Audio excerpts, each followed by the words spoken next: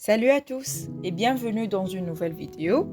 Aujourd'hui, on va voir comment réaliser une simulation sur SolidWorks d'une bielle et d'un piston soumis à une force de 3500 Newton.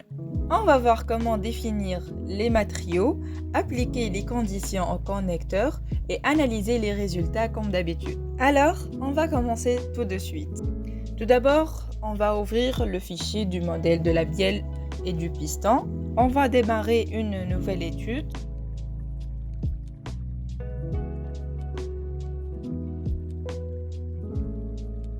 La première chose qu'on va faire est de choisir le matériau ESI 1020.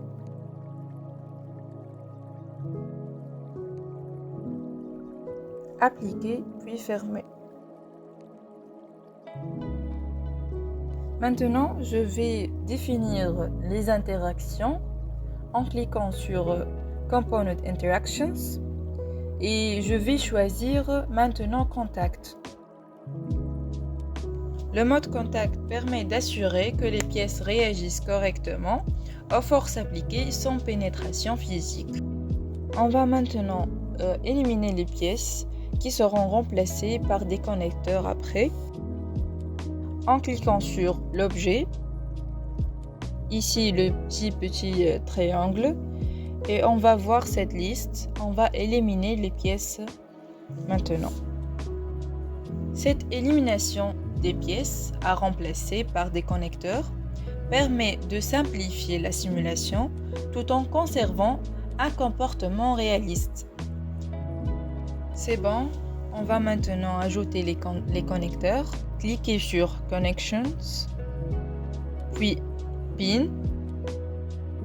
On va sélectionner les faces du trou du piston et de bielle. Et on va définir une surface de contrainte. Ici, Strength Data, Tensile Stress Area. Et on va choisir 500 mm². Et voilà.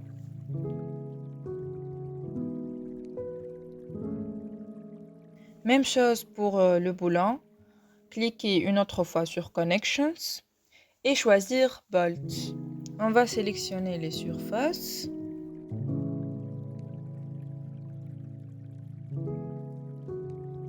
Puis on va régler un couple de précharge de 2,5 Nm et un coefficient de frottement de 0,2.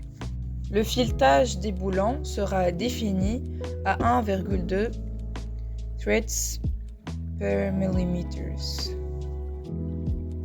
Même chose pour le deuxième boulon.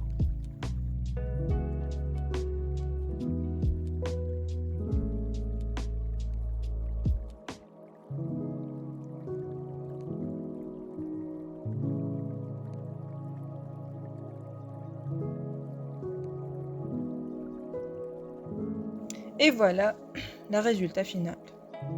Ensuite, on va appliquer les forces et les fixations. Fixtures, Fixed Geometry. Et choisir cette surface.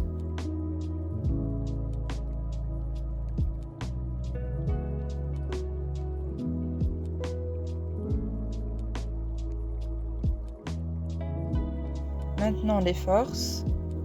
C'est une force appliquée sur ces deux faces. De valeur vaut 3500 Newton. C'est bon. On va maintenant appliquer le maillage.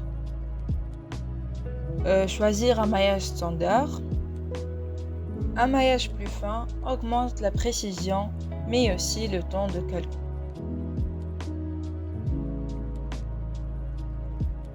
Super, tout est prêt. Vous pouvez maintenant lancer la simulation en cliquant sur Exécuter l'étude.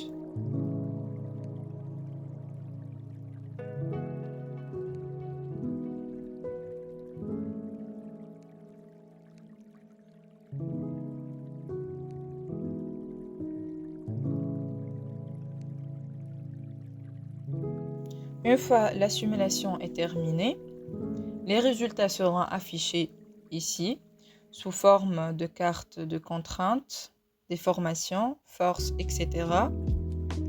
On va vérifier les résultats pour les points critiques, comme la contrainte maximale sur la bielle. Voici l'animation des forces appliquées sur la bielle et la surface sous le piston.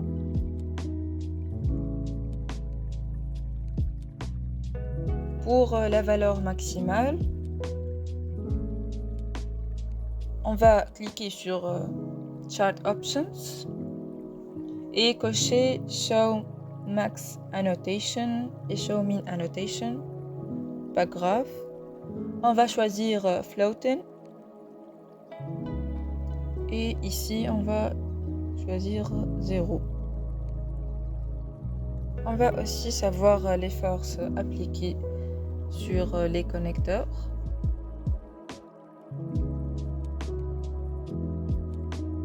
On va choisir Connector Force. Choisir All Pins. Et voilà un tableau concernant toutes les informations du pin. Et même chose pour les boulons.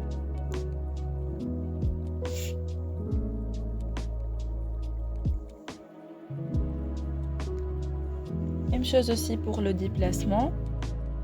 On peut voir aussi la valeur maximale en cliquant sur Show Max Annotation.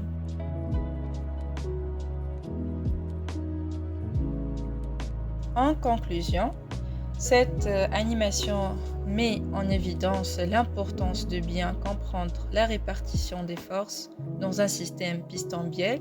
Merci bien d'avoir regardé cette vidéo. J'espère que vous l'avez trouvée utile. N'oubliez pas de liker, de vous abonner et d'activer la cloche de notification pour ne rien manquer de nos prochaines vidéos. N'hésitez pas à laisser vos commentaires et questions ci-dessous. À très bientôt pour de nouveaux contenus.